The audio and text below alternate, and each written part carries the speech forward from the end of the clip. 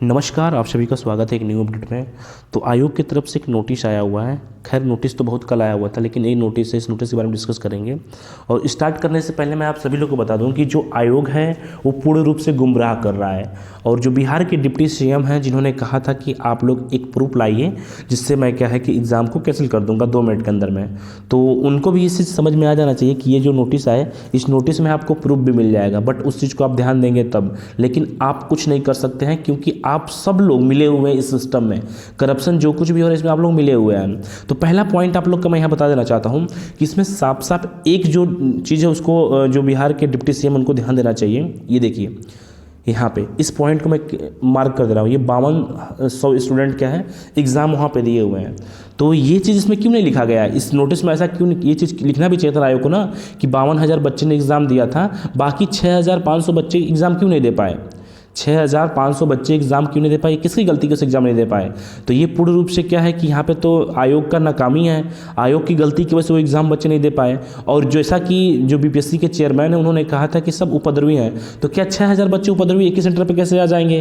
तो ये अपने आप में सबसे बड़ा प्रश्न है। और बिहार के जो डिप्टी सीएम है आपको यहीं से एक क्रॉस क्वेश्चन उठाना चाहिए कि ऐसा कैसे हुआ? 100-200 बच्चे चलो मानो छूट जाते हैं, लेकिन 6,000 बच्चे नहीं होते हैं क्या? 6,000 बच्चों की वजह से जो कुछ भी हुआ वहाँ पे कैसे हो गया? ये किस तरीके से हो गया? तो ये अपने आप में बहुत बड़ा क्रॉस क्वेश्चन है और ये सबसे बड़ा एविडेंस है। सेकेंड पॉइंट, अपने सीसीटीवी के बारे में भी जो आयोग है वो क्लियर किया है। आयोग क्लियर क्या किया? अपना मतलब पलड़ा झाड़ा है बस सिर्फ। ये देखिए ये पॉइंट आप लोग समझिए, देखिए क्या लिखा हुआ है। यहाँ पे लिखा हुआ है कि जो भी केंद्र है उस केंद्र में बीएससीबी क्या है? सीसीटीवी कैमरा लगाता है। अगर भैया बीएससीबी सीसीटीवी कैमरा लगाता है तो क्या आपकी एक मोरल रिस्पॉन्सिबिलिटी नहीं बनती है कि आप उससे कैमरे की जो भी रिकॉर्डिंग है उसको मंगा के उसको पब्लिक करें? आप खुद मिले हुए हैं। और एक चीज़ आप लोग मानिए चाहे ना मानिए, हमें पूरा 100% कन्फर्म है कि जो बिहार के मुख्यमंत्री नीतीश कुमार जी हैं वो एनडीए से गठबंधन किए, बीजेपी से गठबंधन किए हैं। और जो बिहार का जो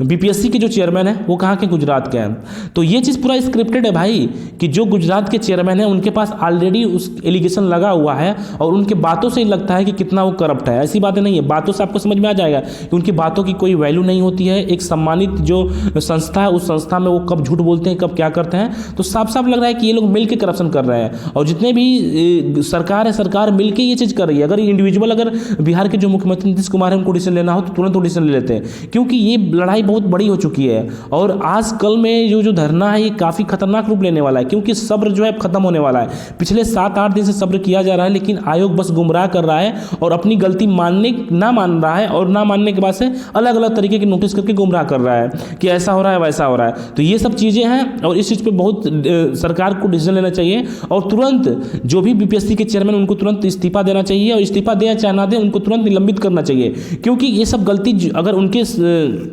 नेतृत्व में हो रहा है तो उस चीज़ को उनको मानना चाहिए। लेकिन वो मान कहाँ रहे हैं? वो तो अपनी गलती ना मान करके उस चीज़ को गलत को सही प्रूव करने पे लगे हुए हैं। तो गलत को सही ना प्रूव करें, और सरकार इसमें जो भी बीजेपी के जो लोग भी हैं वो लोग कुछ नहीं कर सकते। वो लोग बच्चों को बस गुमराह करेंगे, बाकी कुछ करेगा कोई नहीं।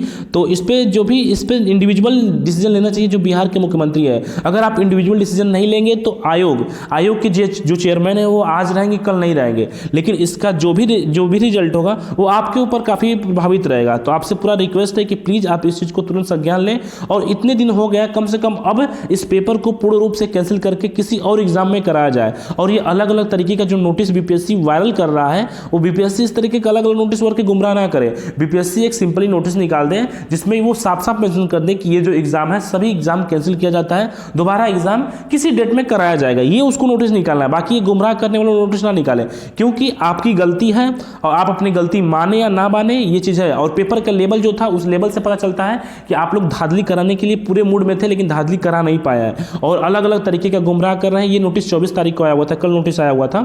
और जितने भी लोग बिहार के आसपास के हैं, पटना के आसपास हैं, तो आज धरना का लास्ट स्टेज है और आज और कल में फाइनल हो जाएगा। तो प्लीज आप सभी से रिक्वेस्ट है कि आप लोग वहां पहुंचिए और धरने को सफल बनाइए। और मुझे पूरा विश्वास है कि हम लोग के फेवर में रिजल्ट आएगा और आयोग को झुकना पड़ेगा, सरकार को झुकना पड़ेगा, और जितनी भी मांगे हैं उस मांग को पूरा करेंगे, पूरा जरूर होगा।